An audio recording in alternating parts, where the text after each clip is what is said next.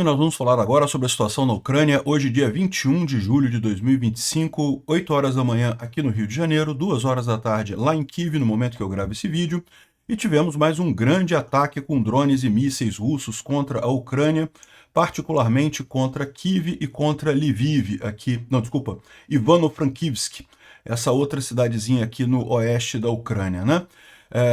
Além disso, os ucranianos também fizeram ataques aqui contra uma estação de trem aqui em Rostov-on-Don. Esse ataque interrompeu o fornecimento de comboios militares para a zona de guerra, certamente era esse o objetivo. Também teve drones ucranianos aqui em Moscou, os aeroportos foram fechados mais uma vez, mais confusão por aqui. E na linha de frente, mais uma vez, nenhuma grande mudança, né? Do ponto de vista diplomático, também não temos grandes novidades, apenas que as negociações de paz entre Ucrânia e Rússia serão feitas em Istambul, segundo as informações.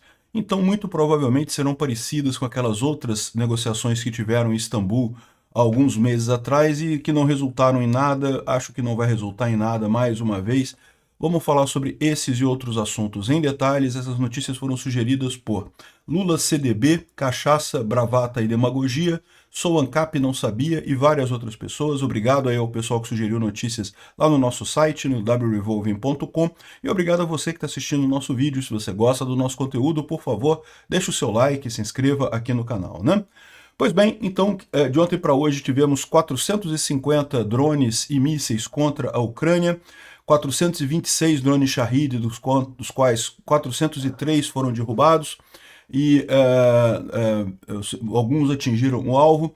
Os mísseis aqui foram 5 Kinzhal, 4 Calibre, 1 Iskander-K e 14 Ra-101, que, segundo a gente tem informação, foram todos derrubados. Tá? Nesse aviso aqui, está dizendo que não se sabe quantos que foram derrubados, mas a gente tem uma informação aqui, ó. De acordo com a Força Aérea, a maior parte dos mísseis foi derrubada pela defesa antiaérea, o resto foi suprimido por guerra eletrônica ou foi perdido localmente, ou seja, não houve nenhum míssil que atingiu o alvo nesse ataque russo, né? Então, não deixa de ser mais uma boa novidade, ou seja, um grande ataque russo que resultou em pouca coisa, né? Mas é lógico, resultar em pouca coisa não quer dizer resultar em nada, né? A gente teve aqui, dá para ver pelo caminho dos mísseis aqui, o alvo foi justamente Kiev, Ivano-Frankivsk, infelizmente. Você pode ver aqui o foco muito grande em Kiev, em Ivano-Frankivsk e em Kharkiv, mas teve mísseis em outros lugares, mísseis e drones em outros lugares também da Ucrânia nesse ataque de ontem para hoje, né? Dos danos, né, o porta-voz da Força Aérea Ucraniana disse que distritos de Kiev sofreram muitos danos dos destroços, né, dos alvos interceptados.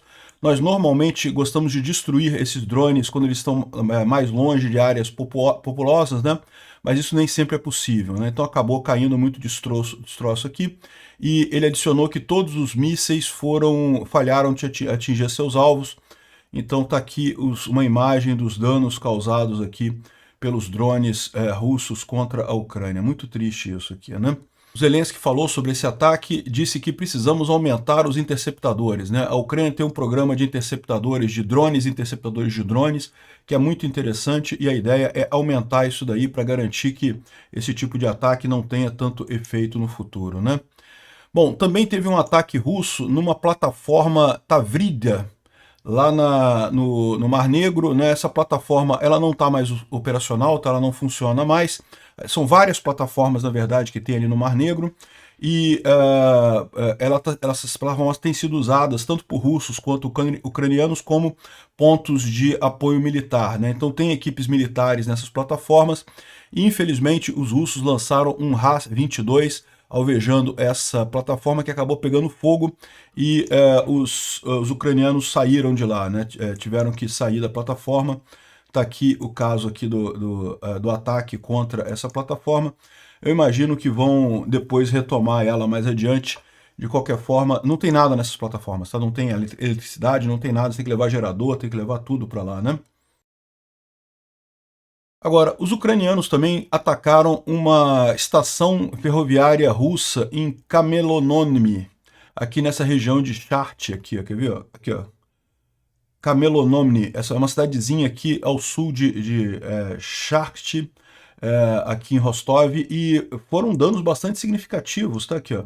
Muita coisa pegando fogo aqui, a estação parece que foi destruída, e coisas explodiram aqui com muita força ali nessa estação, parece que tinham trens ali.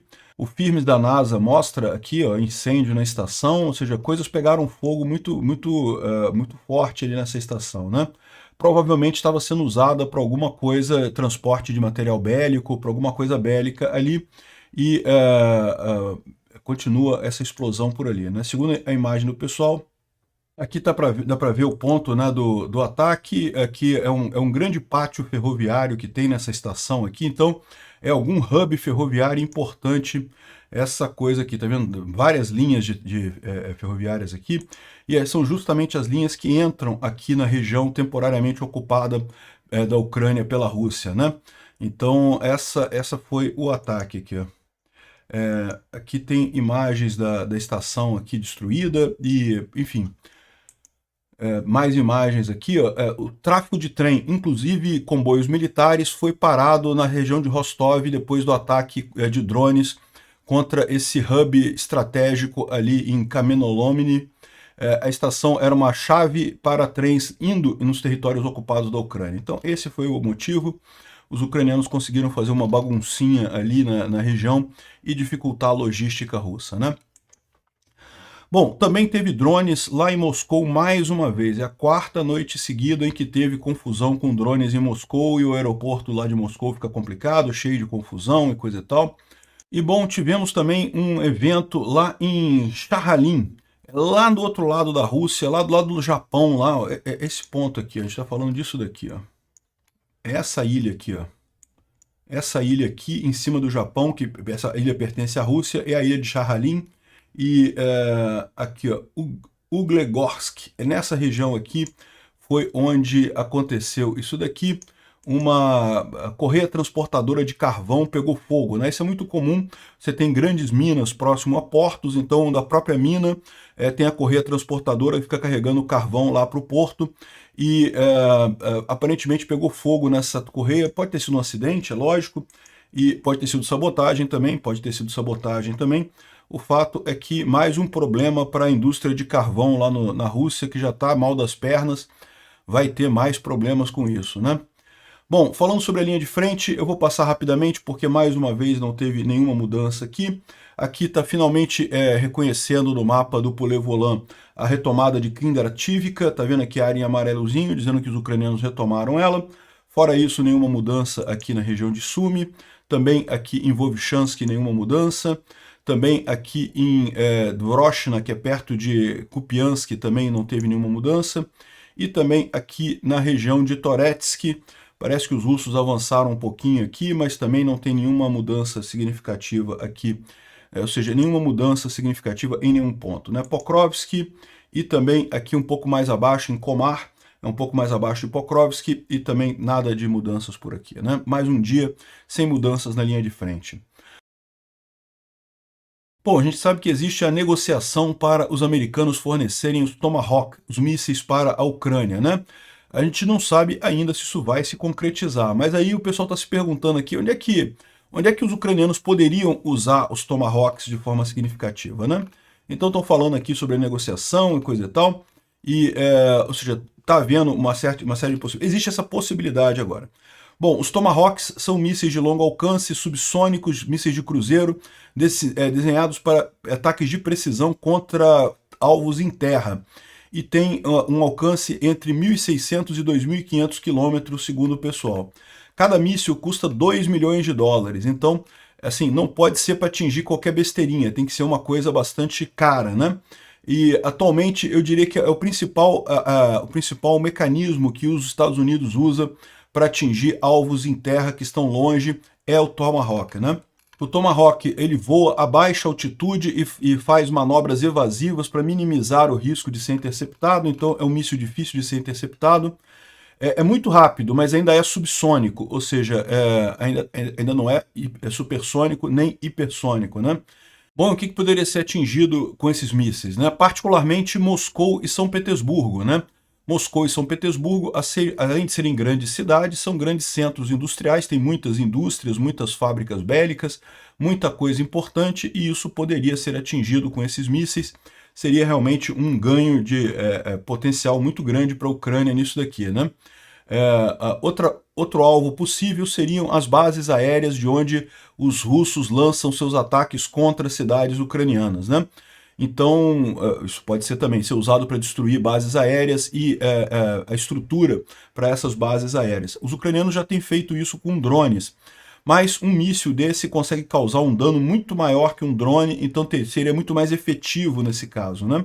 Porém, existem dificuldades, tá? Os Tomahawks são lançados principalmente nos Estados Unidos por bombardeiros e por navios, né? E os ucranianos não têm nenhuma coisa nem outra. Nem grandes aviões bombardeiros, nem navios. Então, a dificuldade não é o Tomahawk apenas, é todo o complexo de lançamento, né? Os americanos poderiam prover alguns poucos lançadores de terra, mas providenciar todo o pacote é mais difícil no momento, é o que eles estão dizendo, né? Então, vamos ver, eles continuam achando que entregar Tomahawks para a Ucrânia é uma possibilidade ainda remota, infelizmente. Mas seria um ganho muito bom se tivesse isso daí. Vamos ver até onde que o Trump está disposto a ajudar a Ucrânia, né? Teve uma entrevista muito interessante que o Magyar, que é o comandante das forças não tripuladas ucranianas, dos drones ucranianos, né? Ele deu na Landeuro em 2025, ou seja, está tendo uma exposição lá em Wiesbaden, que é lá na Alemanha, né? E ele falou lá num painel e falou algumas coisas interessantes, né? Nenhum tanque no mundo consegue funcionar com um drone de $400, ou seja, ele está dizendo que tanque não serve para nada mais hoje em dia. De novo, é lógico, existem utilidades para o tanque, mas o fato é que realmente a gente tem visto isso seguidamente, até os russos desistiram de usar tanques, porque perdem tanques com muita facilidade. Com um drone é muito fácil você destruir um tanque, né? O que a OTAN vai fazer se começarem a voar Shahed sobre a Europa? As suas doutrinas precisam de uma revisão urgente, né? Os Shahids, vocês sabem, 450 Shahids para a Ucrânia. Imagina o pavor que isso causaria na Polônia, na Alemanha, em outros países da Europa, né? Então, e aí, como é que vai responder? A Europa simplesmente não tem resposta para isso, né? E mais do que isso, o dano que isso causaria seria muito grande, porque a Ucrânia ela foi evoluindo junto com a Rússia. Enquanto a Rússia melhorava a tecnologia do Shahed, a Ucrânia melhora a tecnologia de interceptação desses drones. A Europa não, a Europa está parada. Então agora você tem um Shahed que é altamente difícil de interceptar e a Europa simplesmente não tem equipamento para interceptar, não tem conhecimento de como interceptar essas coisas. As forças de sistemas não tripulados são apenas 2% do exército das forças armadas ucranianas, no entanto, eliminam 1/3 das tropas inimigas. Então, isso é uma coisa que é realmente impressionante. A gente tem visto isso. Bom, é verdade que a gente vê muito mais ações dos drones do que de outras plataformas, como artilharia e tanques e coisa e tal, por um motivo simples, né? O drone grava o que ele está fazendo, então, ou seja, você consegue recuperar essa imagem com muita facilidade. Então, existe algum desvio de compartilhamento da informação. Por isso que a gente vê muito mais coisa efetiva de drones do que, por exemplo, de artilharia. Cartucho de artilharia não grava o que ele está fazendo, né? Então, a gente não tem essa informação. Mas, ainda assim, é 1/3 das tropas inimigas mortas por drones. Então, repara a enorme diferença, né? Outra coisa que ele falou também, não vejo um fim para essa guerra. Não vai ser amanhã, não vai ser esse ano. 4 de nossas equipes de drones podem destruir uma base da OTAN em 15 minutos a partir de 10 km de distância.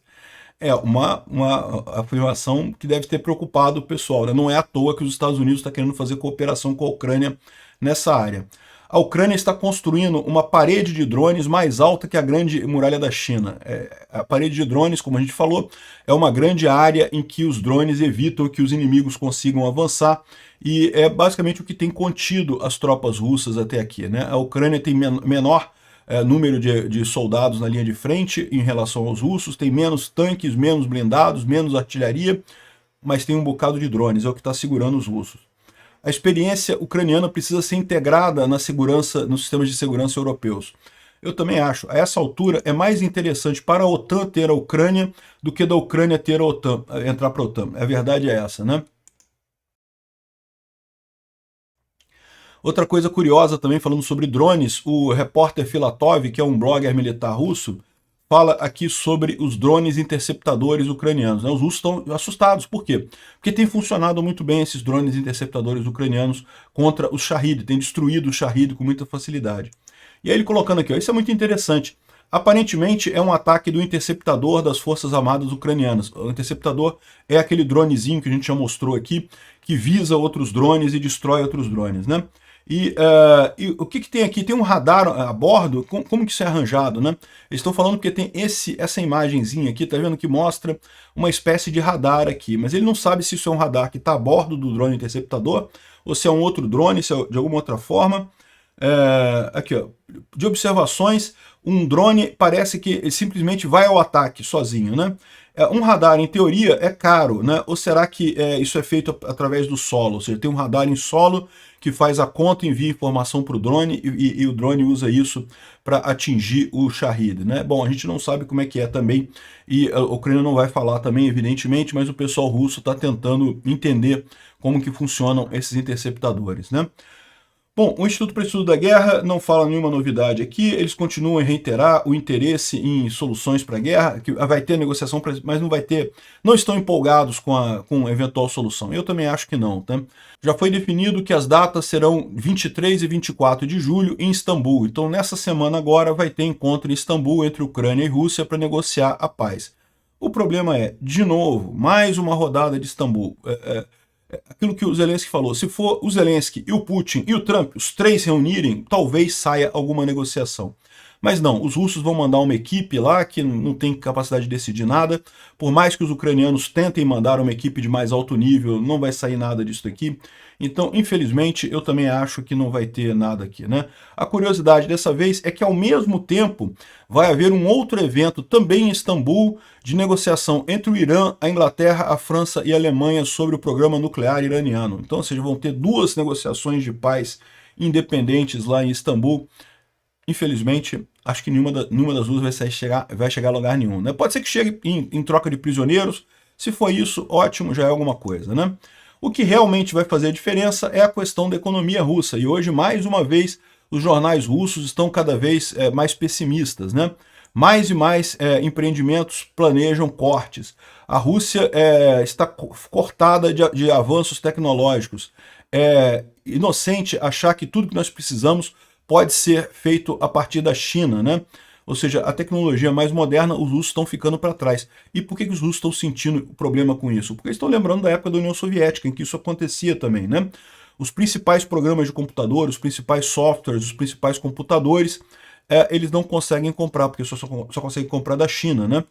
Então estão ficando para trás como ficaram para trás da época da União Soviética. Bom, o Washington Post fez uma reportagem hoje dizendo que o Putin está obcecado com a Ucrânia.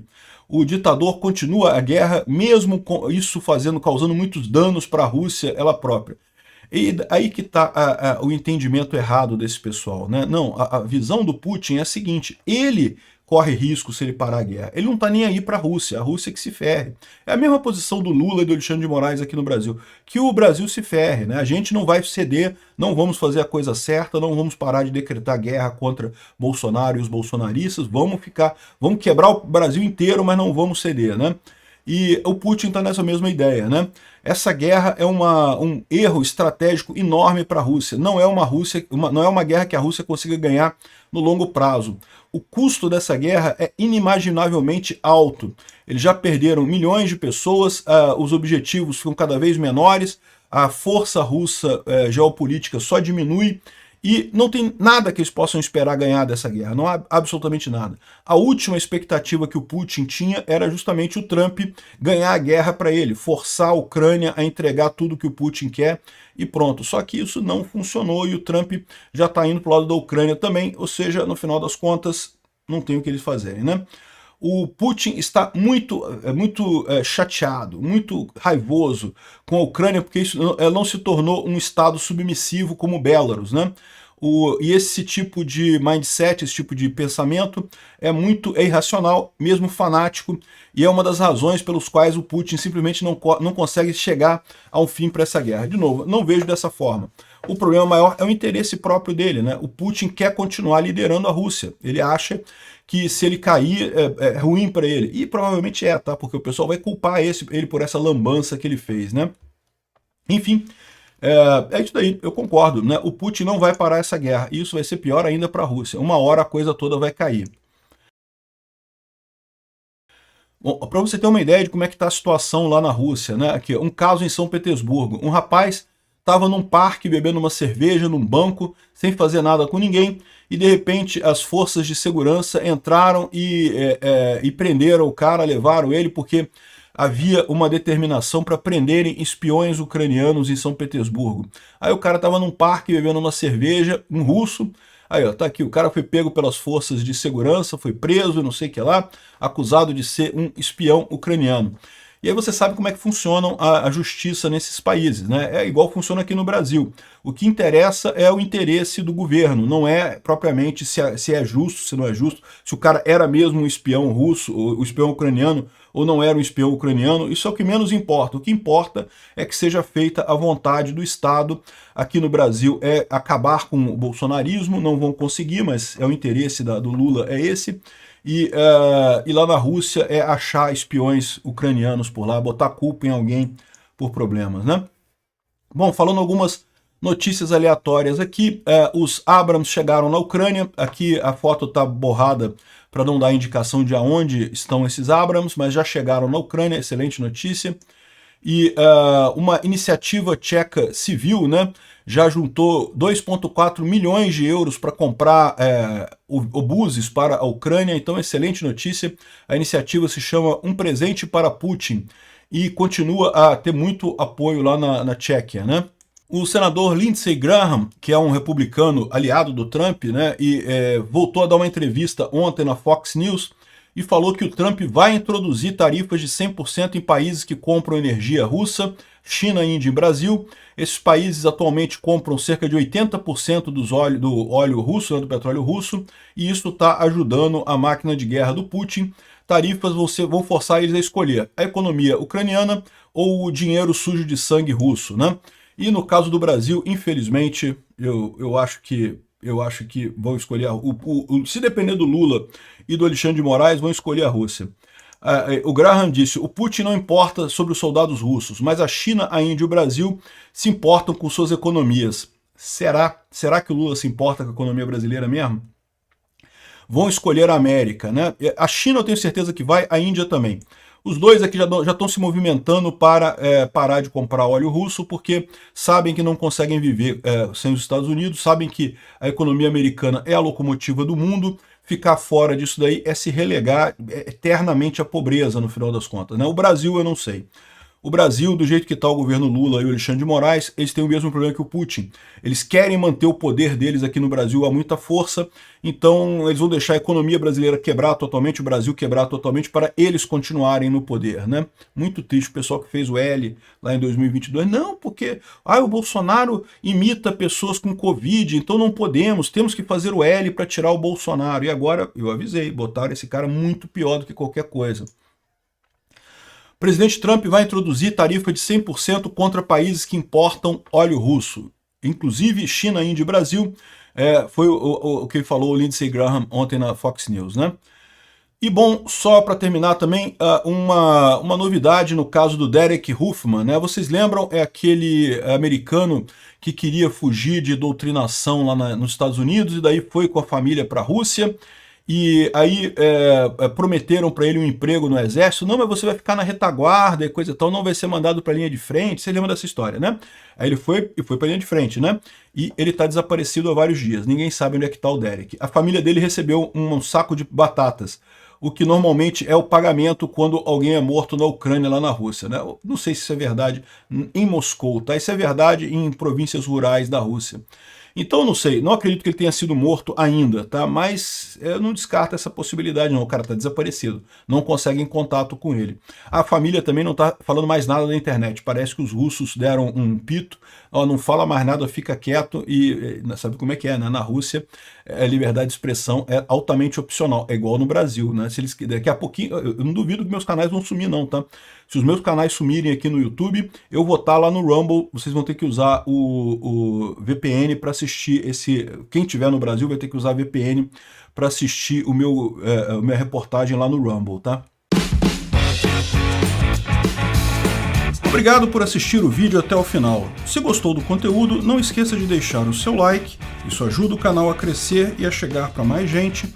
Se não gostou, deixe o dislike e explique nos comentários como podemos melhorar. Comente também sugestões de temas que podemos trazer por aqui.